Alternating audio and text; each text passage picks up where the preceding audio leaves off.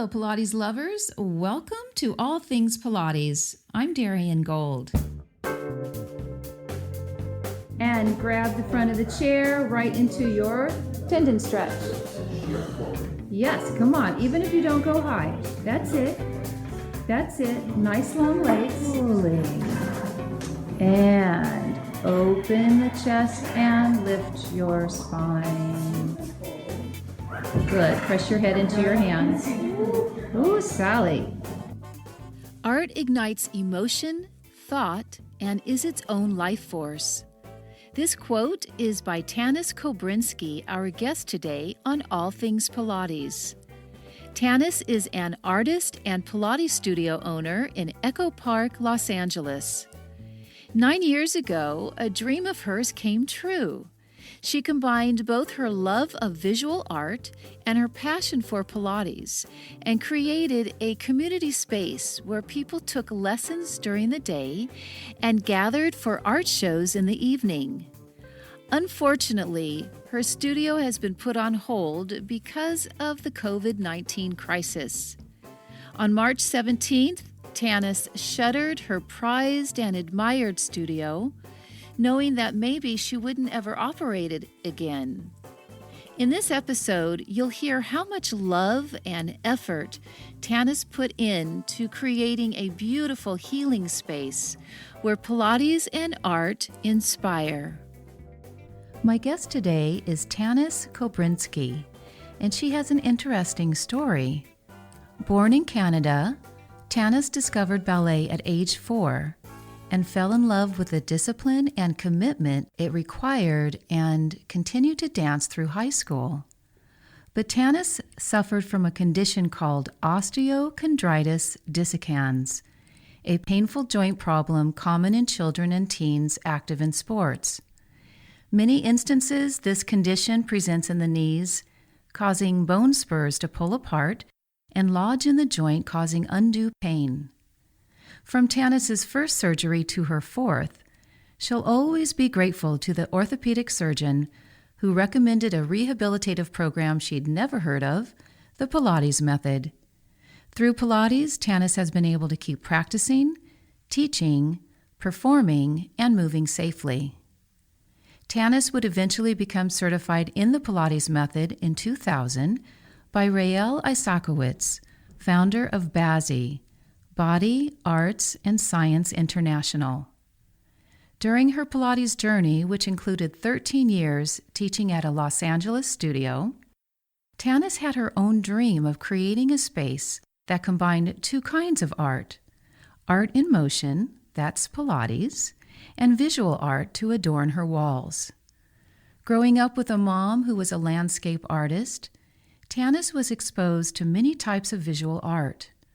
Her mother's artistic background awakened in Tannis her need to see art, create art through different forms, and share art with others.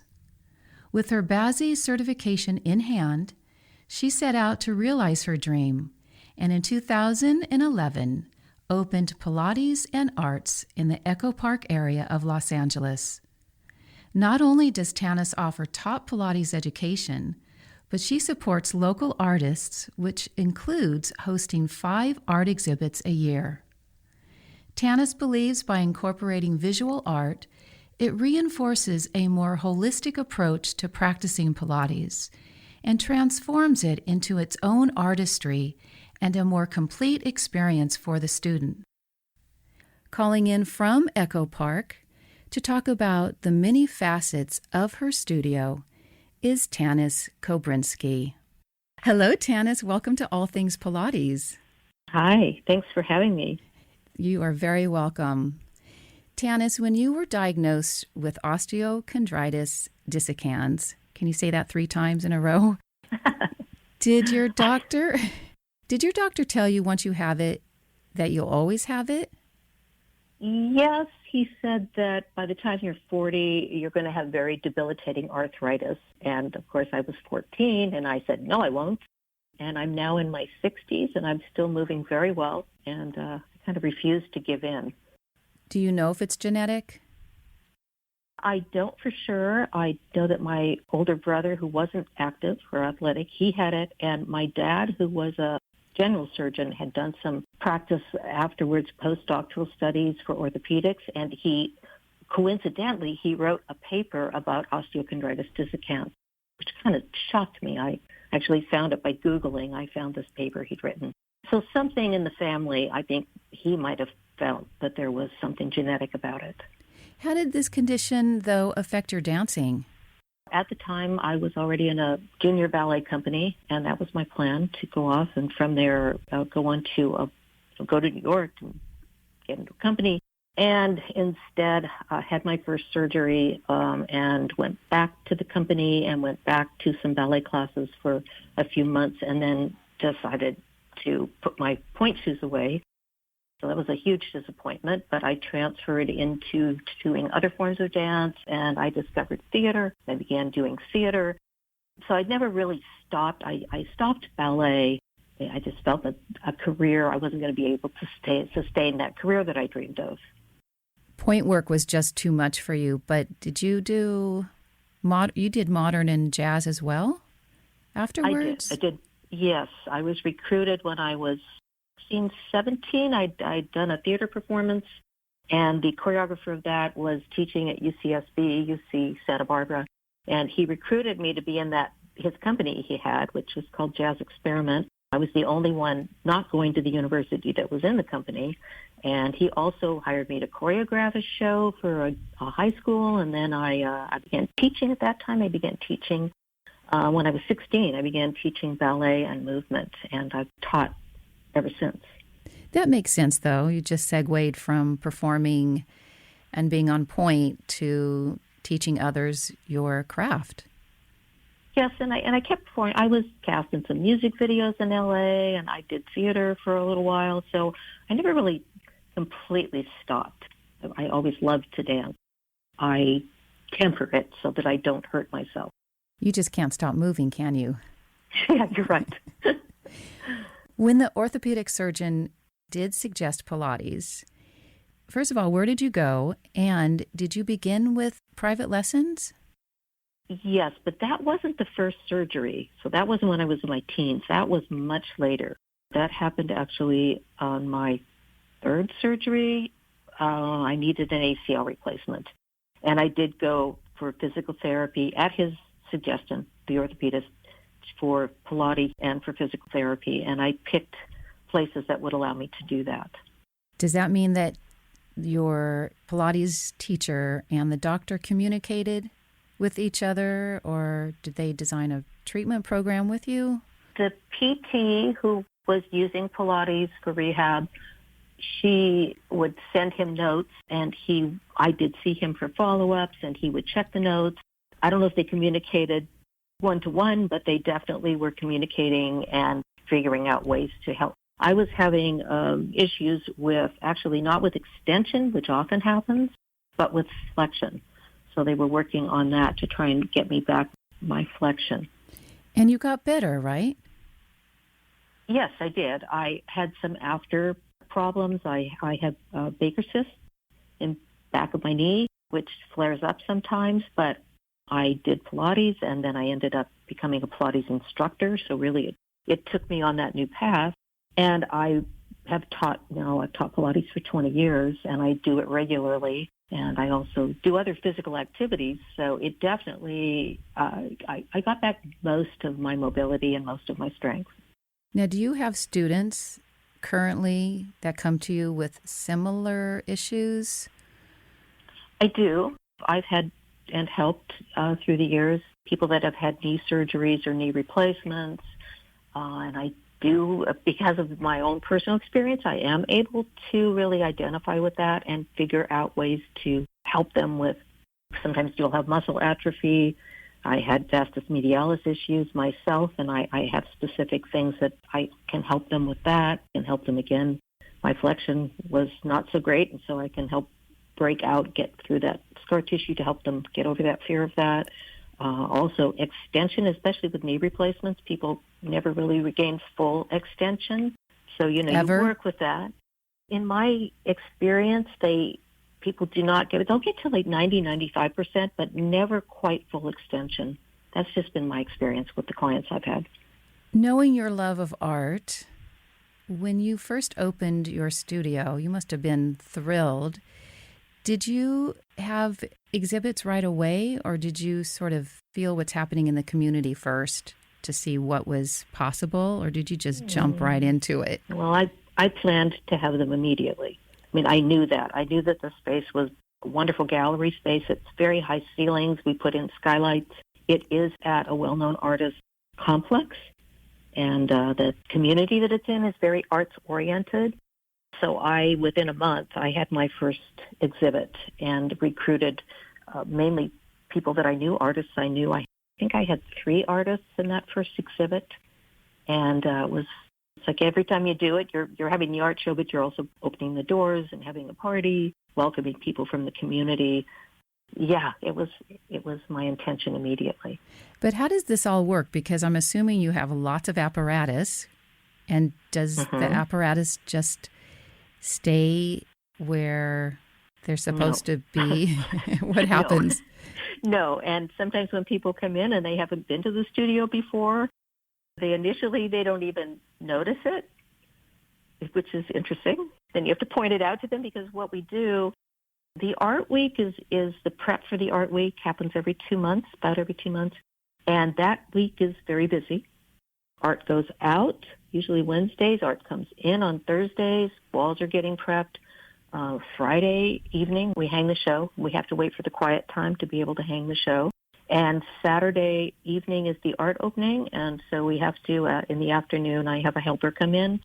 There's 2 rooms. There's a dance studio and a Pilates studio. The whole space is 1,500 square feet. The 800 square foot Pilates studio, we have a system down now. We do it pretty quickly. We move the apparatus up against one wall, and then we set up a food table and a bar in front of those. Oh, a bar?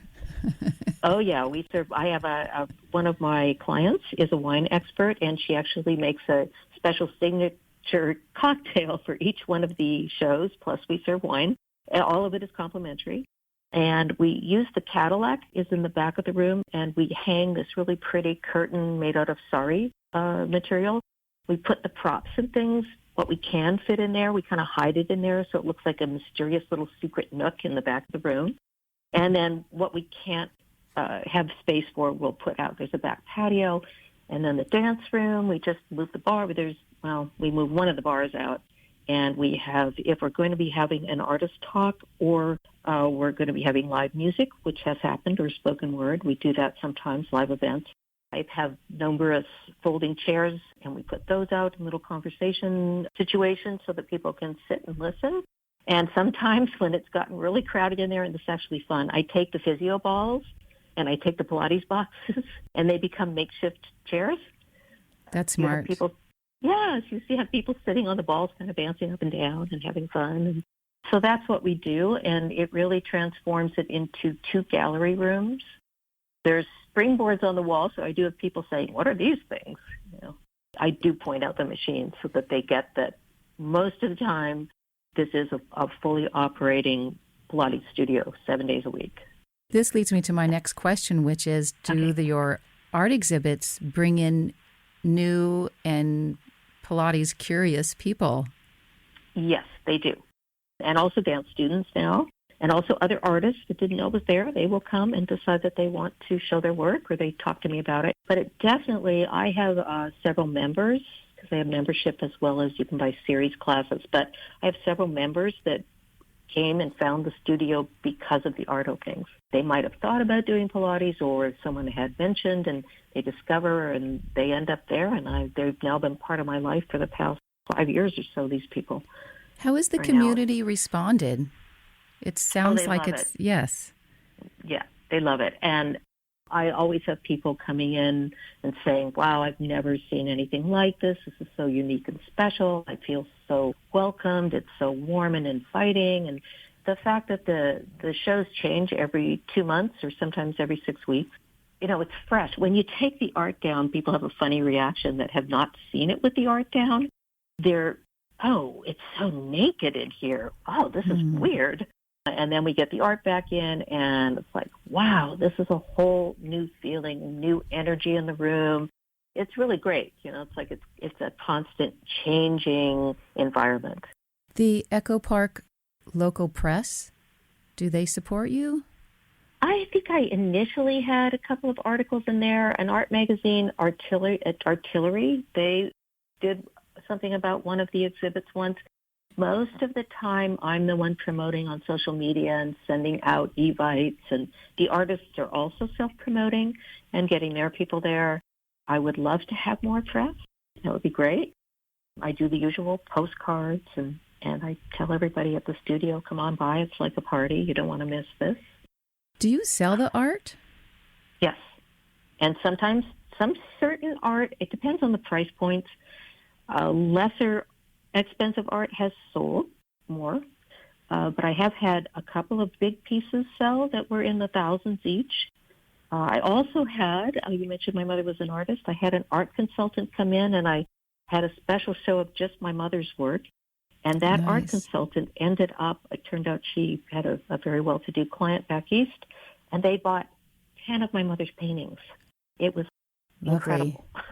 Yeah, so my mom's art is somewhere now being appreciated by a whole audience. So that's a wonderful thing. I wonder if you have launched any artist's career. I have had first shows for people, and that was really exciting for them. It gave them the confidence to go on then to maybe a more established gallery. So I would say I've certainly helped support and make people aware of unknown artists.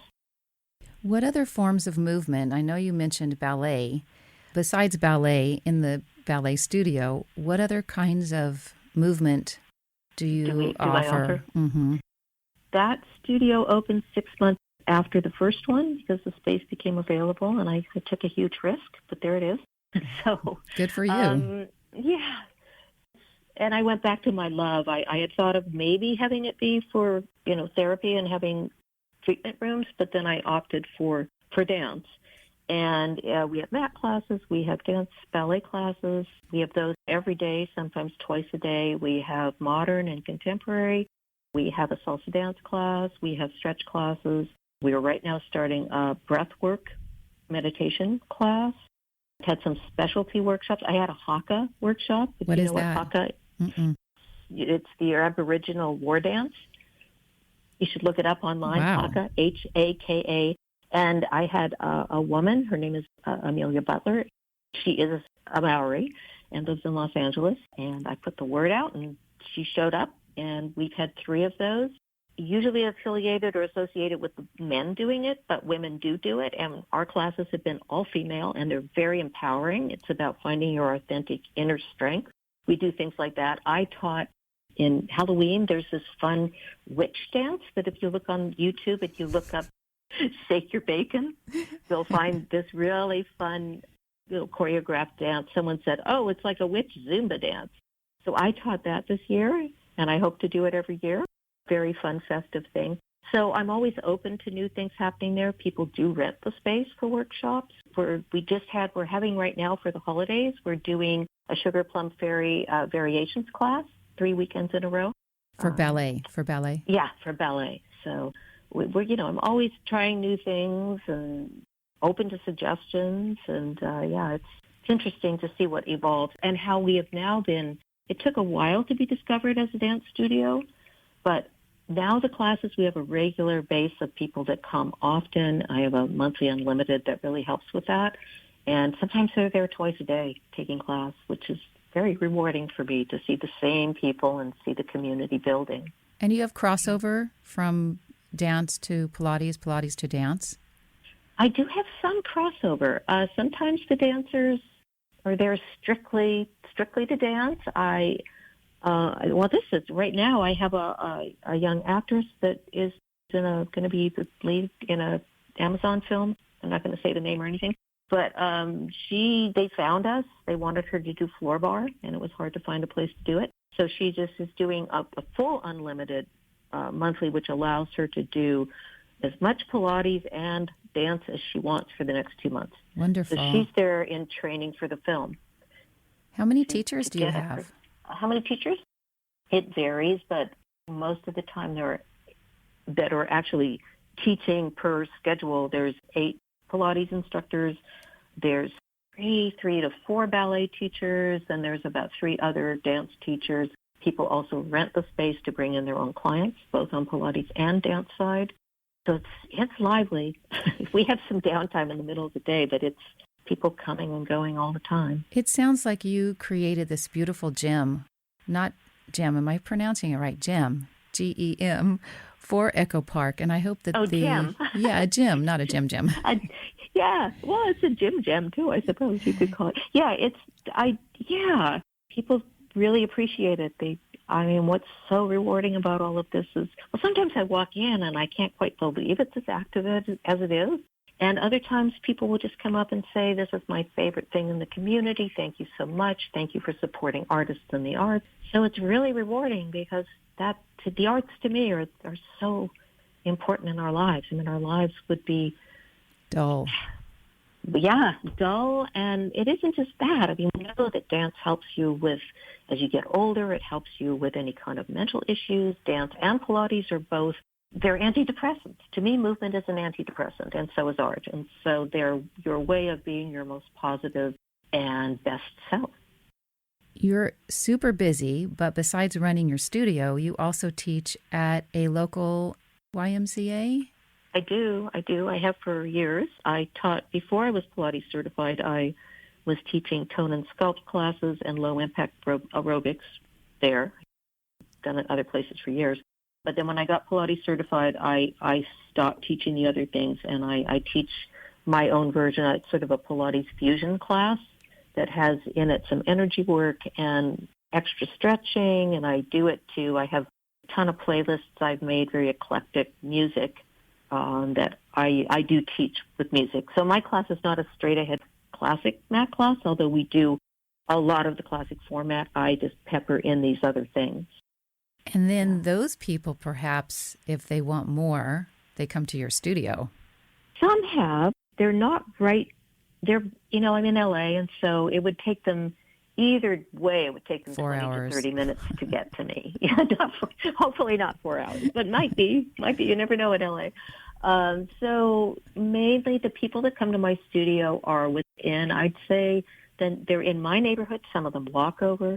They're within about 7-mile radius, 10 miles from different communities. That's who really comes to the studio, very local. Or unless they're here from out of town. I do get people from New York.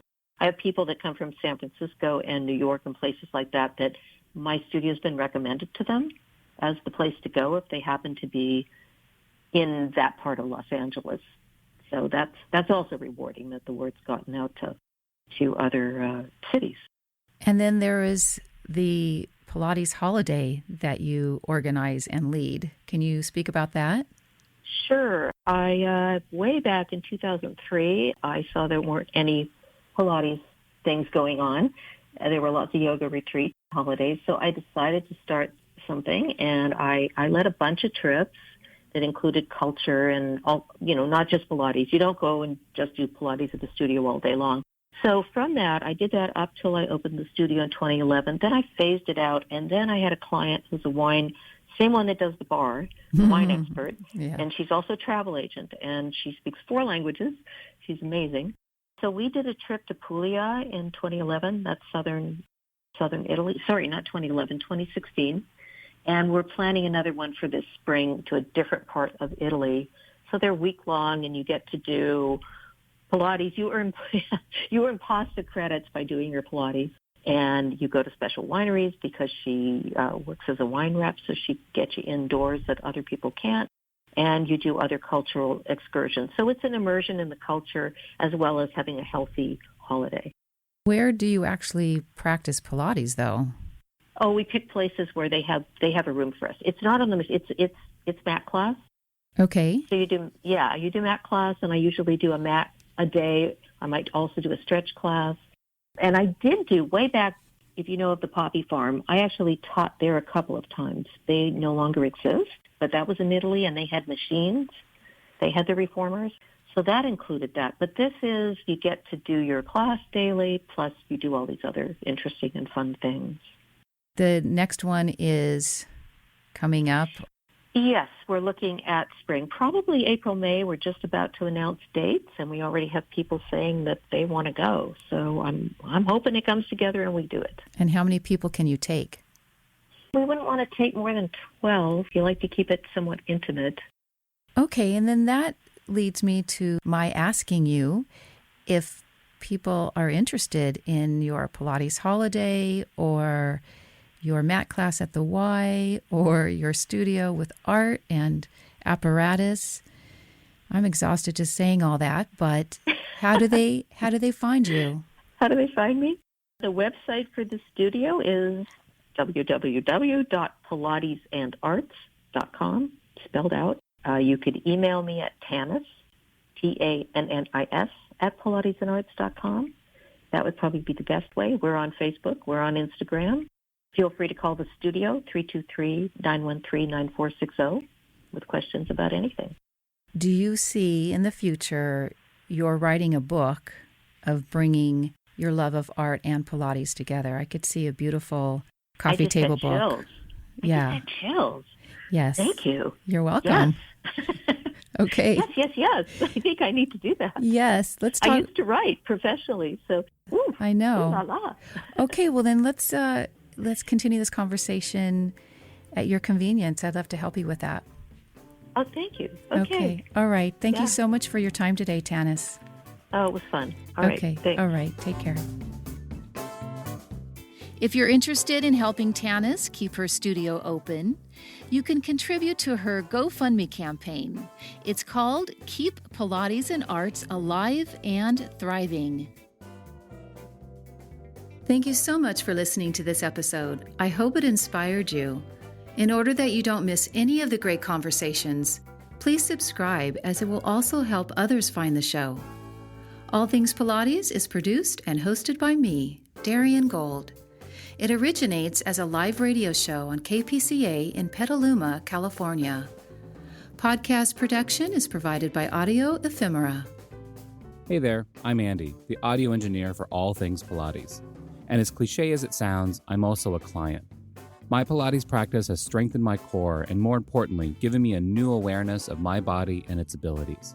Darian's approach is challenging but fun, and I always leave my sessions feeling energized. But don't just take my word for it. I recently visited one of Darian's classes, and here's what some other students had to say. My name's Eric. I'm taking Darian's Pilates class. She focuses on empowering you to move forward with just the symmetry and keeping the body in line and used the proper way that is supposed to be used. And she has a good eye for that. Yeah, that translates into just an overall physical well-being. My name's Kate, and I've been working with Darian for about 6 years. I started with her on mat classes, and then I moved to working with her in her home studio, both in duets and privates on the reformer and the one-to-chair and the other equipment. To do it well takes dedication to continuing over and over. Subscribe to the podcast for more great interviews and check out dariangold.com for her class schedule and other resources. Until next time, collarbones wide.